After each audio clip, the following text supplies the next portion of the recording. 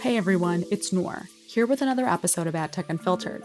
It's been over a year since many AdTech companies pledged to change their hiring and cultural practices to better foster diverse and inclusive workplaces. Now, over 14 months later, it's more than time to check in on that progress. While some change has been made, AdTech, amongst other industry sectors, has struggled to reach hiring goals that were set back in 2020.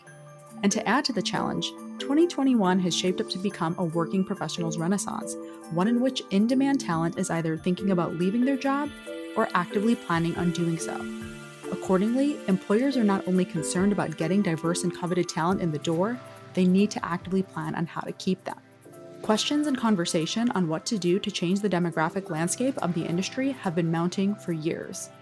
Someone very familiar with the many moving pieces that the adtech hiring world is seeking to reconcile is Corean Canty.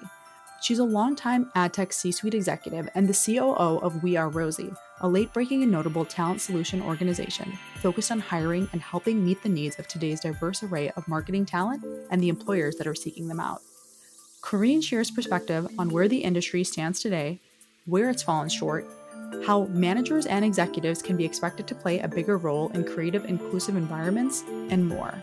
This episode with Corean Canty on the future of diverse hiring in ad tech starts right now.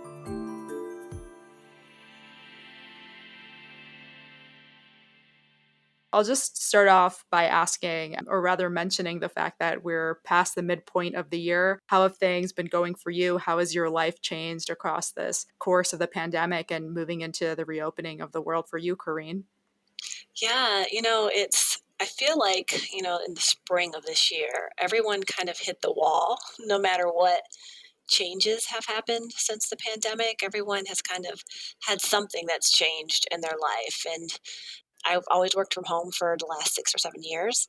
But I realized that the connection of leaving the house and being with people and socializing and the times when our company did get together to meet in person, it really made a difference. And I don't think you recognized the difference of just being social.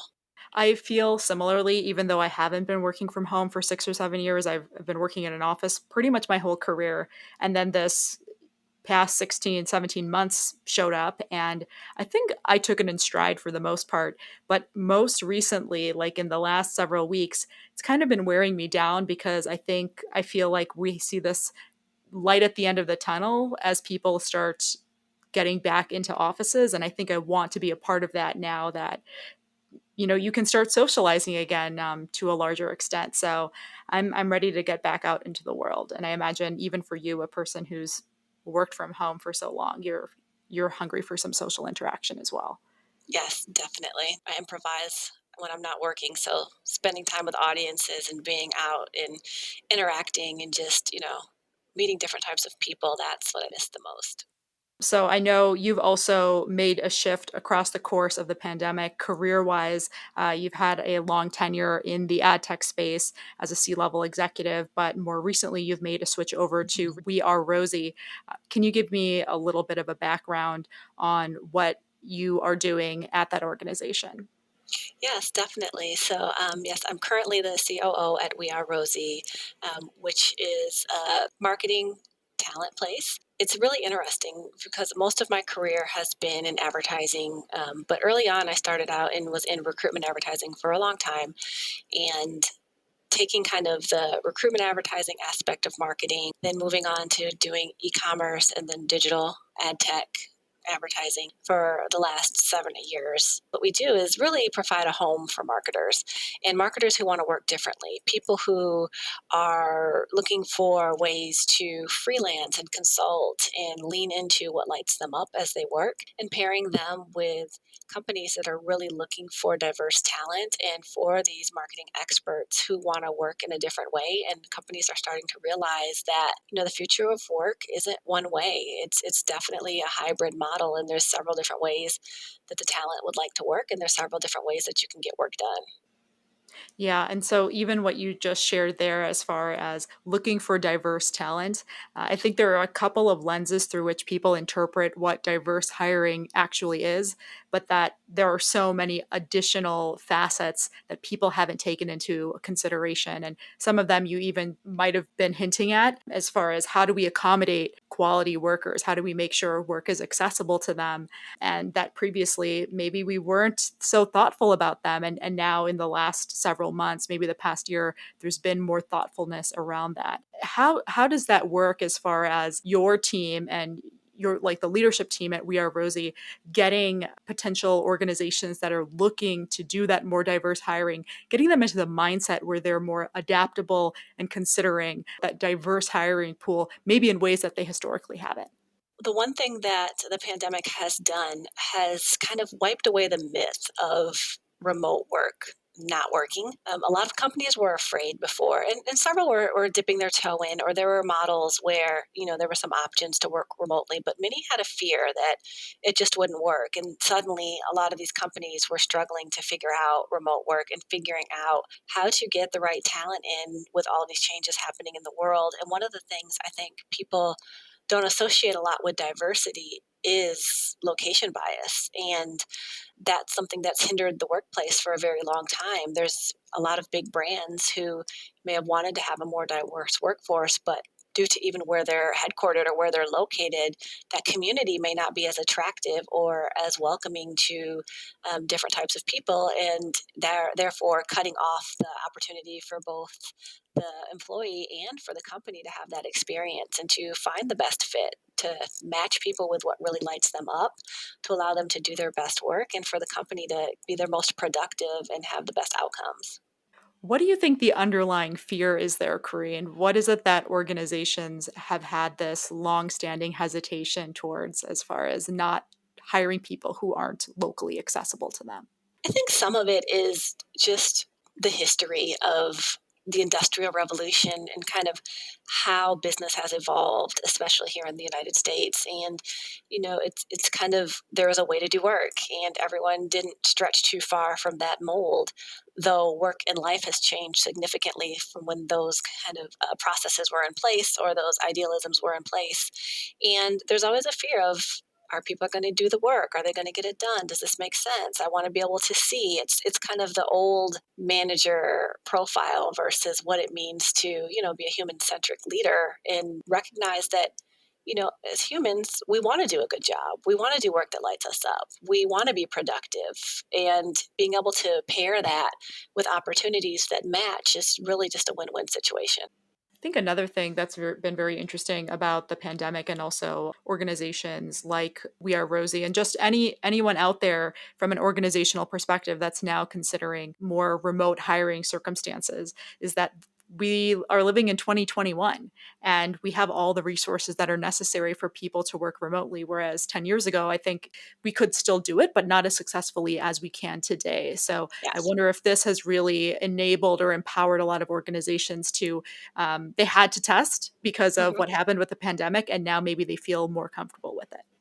Yes, that's definitely a good point. And when I started working remotely and watching how it's evolved over, the past 7 years since I've been fully remote, there's many tools that have popped up. Technology has really made it easier to connect. Everyone kind of uses Zoom as a verb now. And so being able to still see each other face to face and be able to read some of that nonverbal communication. And the one thing that I think a lot of people don't recognize that I've learned over the years is that we really want people to bring their whole selves to work. And that's been a part of the conversation for a while, and people who are leaning into more human centric work. But you kind of get conditioned to kind of put your work face on or put your mask on when you go into the office, and sometimes it's not even as conscious that you're doing it. But when you're working remotely, or you're working from home, or you're working from whatever environment you work best in, lots of times it's way easier to be yourself in that environment. It's way easier to do your best work and to show up as your whole self. And you get to see a little sneak peeks into people's lives that you probably didn't when you were in the office, which I think builds stronger connections and stronger relationships. And since as adults, we spend a lot of our time with our coworkers, building those stronger relationships makes work better. Absolutely, and it's something that I know, you and I have discussed previously, about the optics of seeing who hangs out with who in an office space, and how that kind of bounces off and makes other people feel in the workplace. Maybe it can create a sense of isolation, or it makes you wonder where you stand in association with that. So maybe there's something really nice about being in a place which is so comfortable to you because it's your own home. And when you are working with people, the focus isn't on how you're reading into other social situations, but you're focused on actually doing the work that you enjoy doing. Definitely. And I think one of the things that happens in remote environments is you have to be more intentional about your communication. So many times, like you said, you may be walking down the hall and it's happenstance that you enter into a conversation, or you may see the group and not necessarily know how to approach the group. But there's several tools that you can use and be way more intentional when people are distributed in helping people to connect and learn different things. When you live in a different part of the country, or in a, and you have different environments outside of your home, you bring more to the table when you're looking at thought leadership. What might some of those things be? Because I think a lot of folks, they just think of Zoom primarily and setting up meetings. I know something that's built into Microsoft Teams, which is what I use at my workplace. We have a default setup for this thing called Icebreaker, where it just shoots you the name of somebody that works in your office. It's shuffled and they just send it to you and they say, set up a meeting with this person and take the opportunity for a quick chat. But that's really kind of the extent that I'm knowledgeable about. Are there other things that you've seen or heard of people are using in professional environments to connect more deeply? Yeah, I definitely know about the different options in Teams, and most of the kind of online platforms that are popping up that are enabling people to work better together online have some of those options. But there's also a lot of really cool companies out there that are creating unique kind of immersive experiences online, and where sometimes it may be a chat or a pop or connecting people. There are some companies out there where you can kind of build your own avatar and walk into different rooms and kind of still have that feeling of walking around the office and bumping into people. But a lot of it is just kind of intentionally making sure that when you're getting on group calls, you can even old fashioned set up an icebreaker question. How do you get to learn a little bit more about each other than always just being business, which can sometimes happen if it's just remote work. Sometimes you lean a little bit more on just the business side. So it's really important for leaders to be intentional about creating environments that foster not only engagement but inclusivity. So that's something I wanted to dive in more deeply with you on, Corinne, is that this buzzword that's out there, intentionality, doing things with intention. And I think some organizations out there and some leadership teams are doing a good job of embracing that and figuring out how intentionality should manifest in their organization so they can make inclusivity happen, or they can make belonging happen in a workplace remotely or in person. And that other people are using the word, but not actually conceiving ideas that are going to help them successfully make those things happen. So I'm curious, from your perspective, as this being a topic that I'm sure is coming up pretty regularly, where are organizations and leaders missing the mark as far as actually being intentional for creating inclusive spaces? The key, especially at this point, is going beyond the plan or the intention. It's more along the lines of how are you really taking action? Like, are you truly authentically walking the walk? Because there's been a lot of good intentions over the last year with everything that has happened. There's been a lot of people looking at their strategies, looking at their policies and their programs and talking about it and putting a strategy on paper, but like taking that next step and truly living it and getting the feedback from your employees and from the people who are in your organization. That's where you're going to get the best information, is asking the question and then making it okay for people to speak up, giving people different ways to speak up that they may be comfortable with, because not everyone feels comfortable speaking up or contributing in the same way. So thinking about that everyone learns differently, everyone has a different communication style, and creating different tools so you can get that feedback.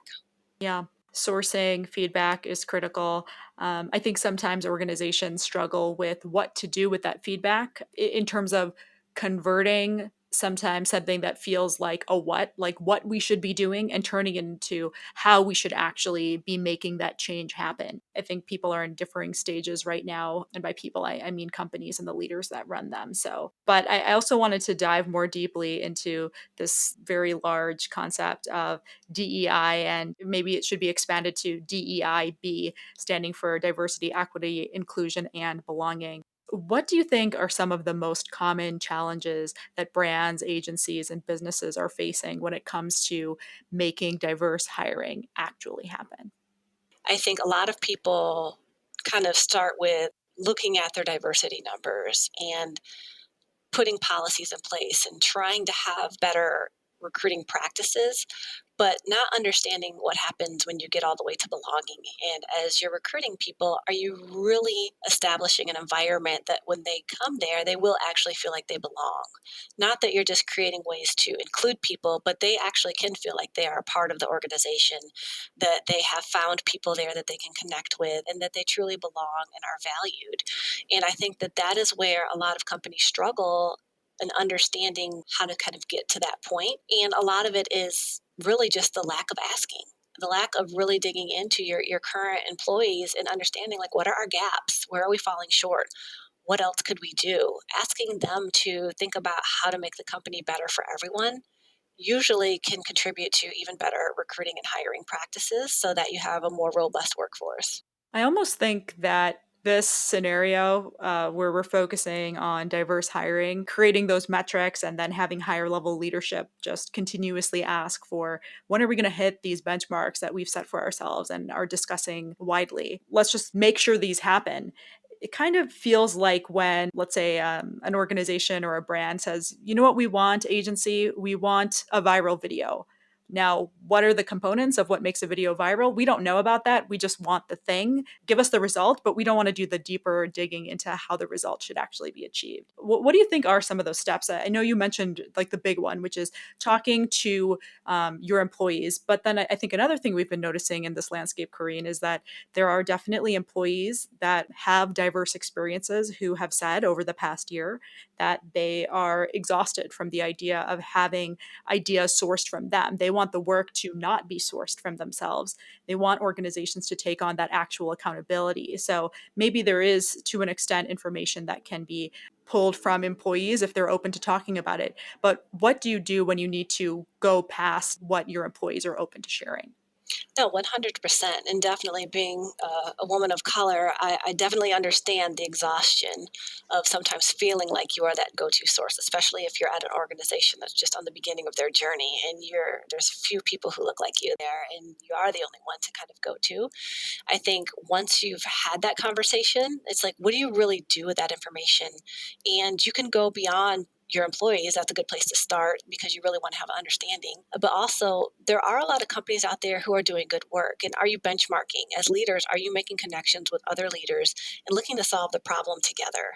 Are you finding ways to bring together people in your industry? I mean, being a woman who's been in advertising and even heavy on the ad tech for a long time, we got work to do, and a lot of it is starting to bring industry leaders together, beyond just what's happening in our organization, but recognizing gaps in larger industries and how do we even start at the industry level to make it better for everyone. Something that many people have noted in the larger ad tech and martech communities, people of diverse identities, we're not always seeing them rising all the way to the top. Is it that they're not being hired all the way to the C suite? Is it that not enough of them are being elevated to that? Is it that they're leaving the industry before making their way up to the top of the chain? What have you noted as it relates to what some of the issues are? Obviously, people talk about the glass ceilings that exist out there that are very real. Curious for your thoughts, Kareen, as far as why we're not seeing enough of that diverse hiring moving all the way up to the C suite. What's kind of core to the problem is a lot of people of color do not have the same level of allies, advocates, and mentorships that counterparts may have. And I think that that's something that a lot of companies, as they're working on their programs, fail to realize because it's also something that's hard to just do. People have to really recognize and understand your own personal bias because we all have it. We've all been raised in different environments and we've picked up on different biases, whether they're conscious or unconscious. And it's like, how do we first take a look at ourselves and recognize, are there behaviors where we may be perpetuating this? Am I only reaching out to and supporting and helping people who look like me, regardless of what that is? Am I really trying to ensure that as I'm building this team, there's diverse thought leadership across the team? And that could mean many different things. Lots of times we go straight to race, but there's so many different dimensions of diversity. And lots of times people leave out things like ageism.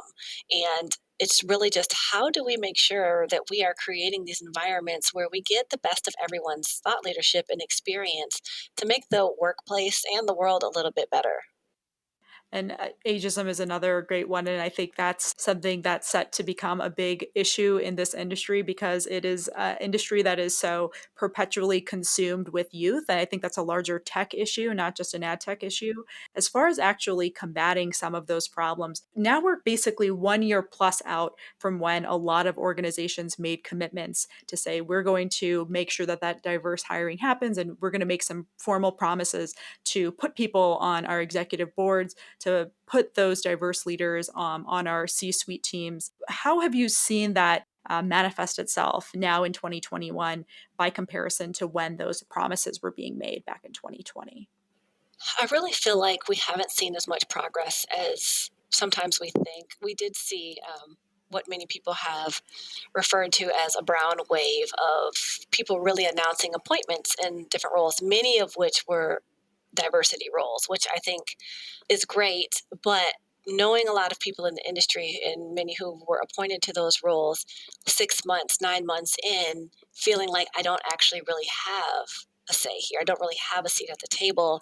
And some of them feeling more like a headpiece, so to speak, instead of truly being hired so that they can make an impact and a difference and hold the same weight as everyone else at the table. And I think that's where we fall short, is that that still happens.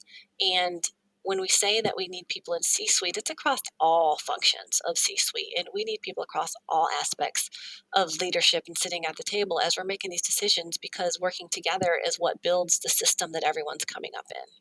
Something I've been noting that the larger industry has been leaning into and working on cultivating is creating spaces where people who are at the entry level or at the mid level are getting some of those differing resources that you mentioned a little bit earlier on in our conversation, as far as getting that mentorship, finding those sources for how they can elevate themselves, make the right career move at the right point in time, through mentorship programs, through finding resources and new skills that they should adopt so that they're ahead of the trajectory of where they want to be in the next 2, 5, 10 years. But I bring that up to say, I sense that just in the short term, we're not going to immediately see the change that we're looking for, and that we just need to be closely monitoring this. And I'm anticipating a bigger wave of change in the next, let's say, 5 years, like five to, I'd say, frankly, up to 10 years. That's when we're going to hopefully, and it's my expectation, I imagine I'll still be in this industry, that it's at those inflection points that we're actually going to see the shift, because there's a lot of diverse talent at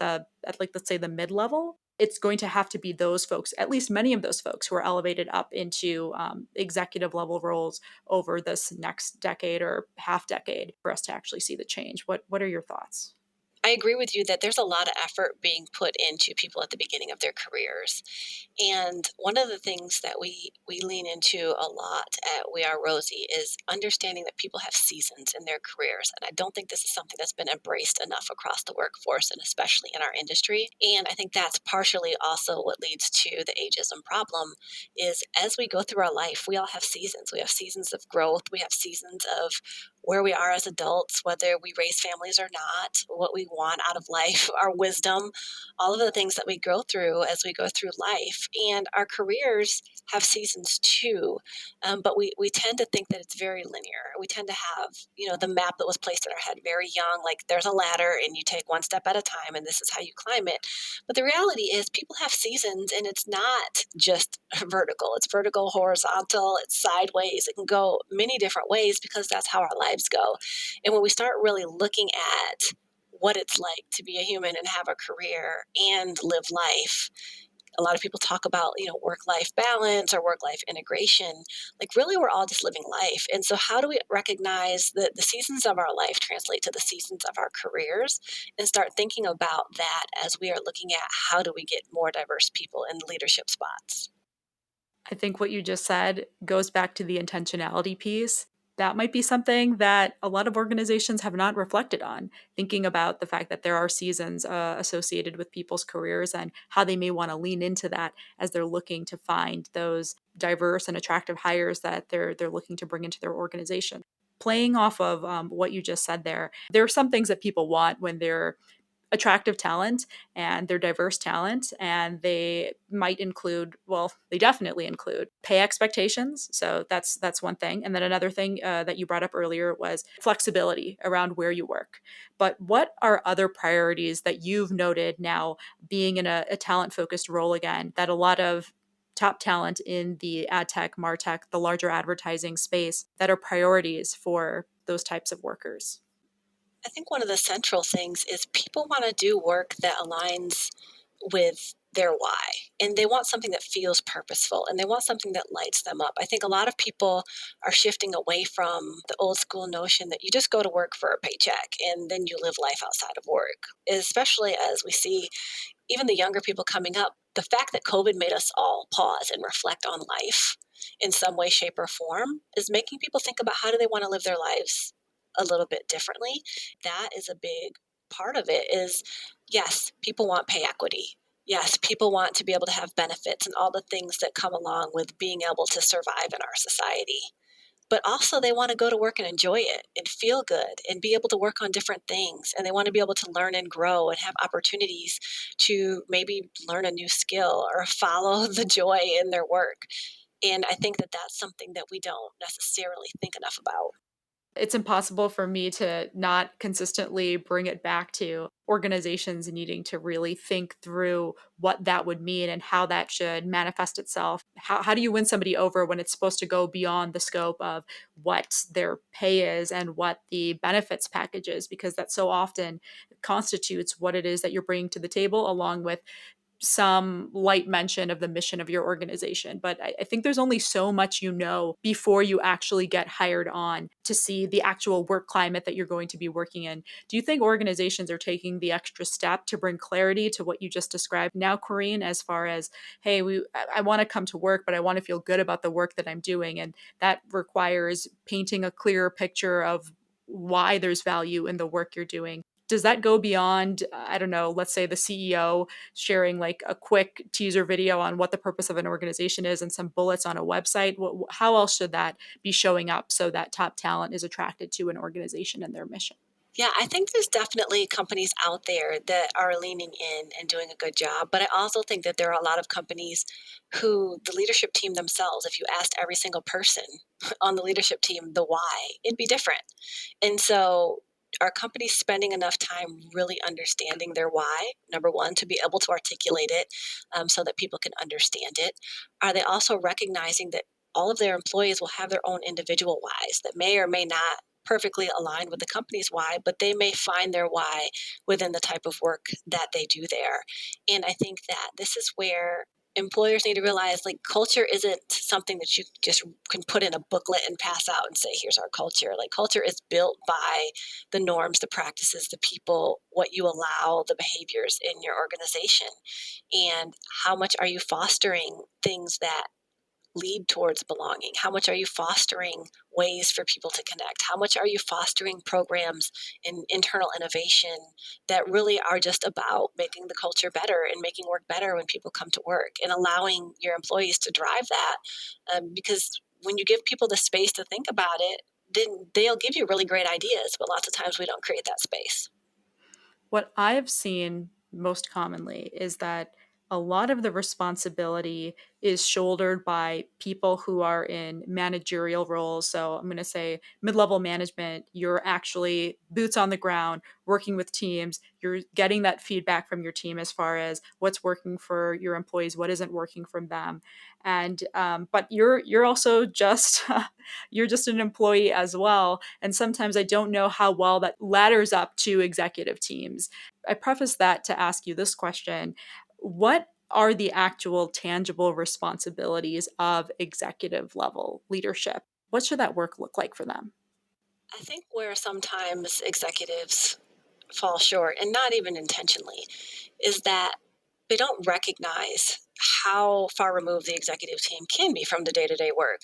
And so there may be good intentions and they may say, okay, here's what we're going to do and pass it down and then never say anything else about it. But are they really putting together a strategic plan to ensure that we are meeting those goals that we're reaching? Are they themselves taking time to get feedback across all levels so they have a firsthand of account of what's happening throughout the org? Do you have your pulse on it, or are you relying on just pushing one-way messages and focusing on the vision, but not understanding, are you bringing the people along, or are people clear or aligned or even understand or on the same page, or do people feel disconnected from what it is that's happening? And I think that that's the biggest thing, is that executives need to really kind of understand, like, do you understand the pulse of the day to day, and are you thinking about that and taking that into consideration as you're working on the vision, as you're looking at the zoomed out long term strategy?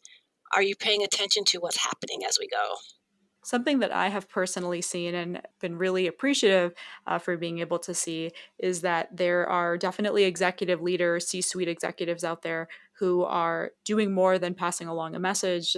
They are becoming a part of the process by doing exercises with their immediate, let's say, their direct reports who are at higher levels of management in their organization by, I don't know, having monthly discussions focused on making diversity a priority or making inclusion a priority. And then encouraging those leaders to go to the people that work for them and have a similar exercise and have that trickle all the way down through the organization so that it's affecting many more people. But I was really, I would say personally, uplifted to hear about those types of exercises taking place all the way from the very top, because you prioritize what your leadership prioritizes. Yes. I'm just hoping that there's more of that happening out there.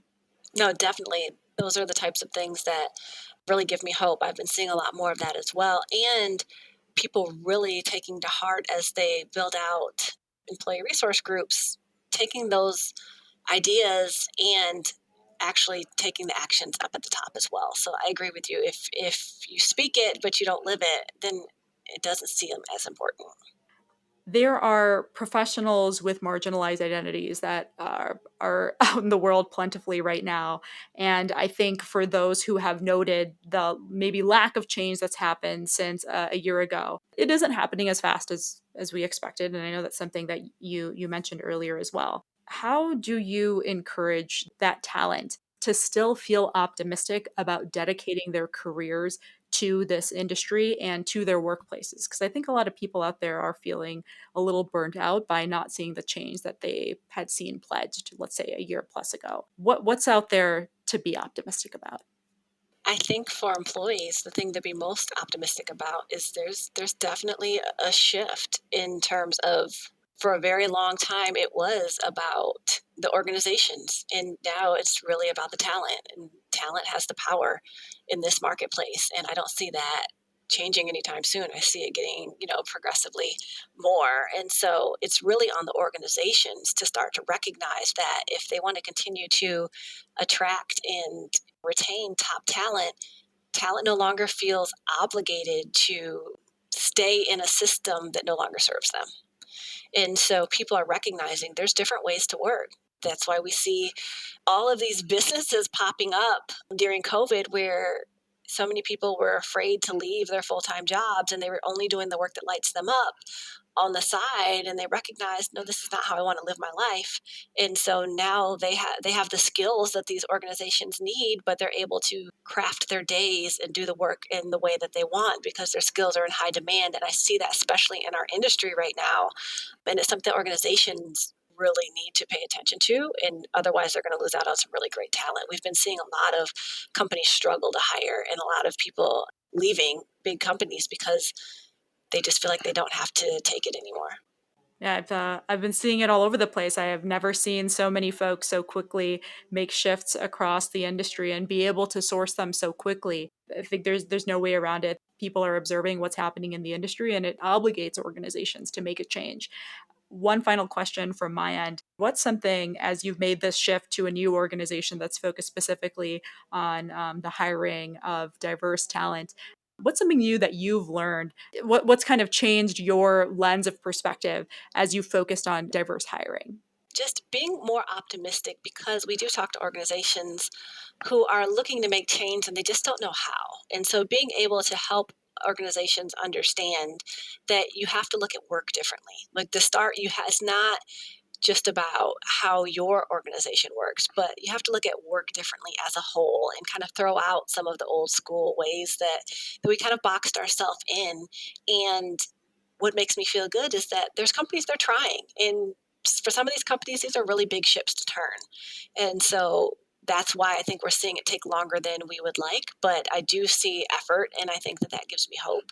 And even more so, it's watching people be empowered to live their lives in the best ways that they want and not being afraid to make decisions that are going to make their lives better in the way that they live. And I think for so long, we all kind of had this fear of security and stability, and not making changes in our roles, even if we were at a company or organization or a season in our career that it no longer served us, because we were afraid of like, what's next? What if there's not something out there for me? And people are recognizing that they can make their own way. And with the high level of uncertainty that the pandemic gave us, I think it kind of took away some of that fear from the uncertainty that might not seem as scary as some of the things that we faced over the last year.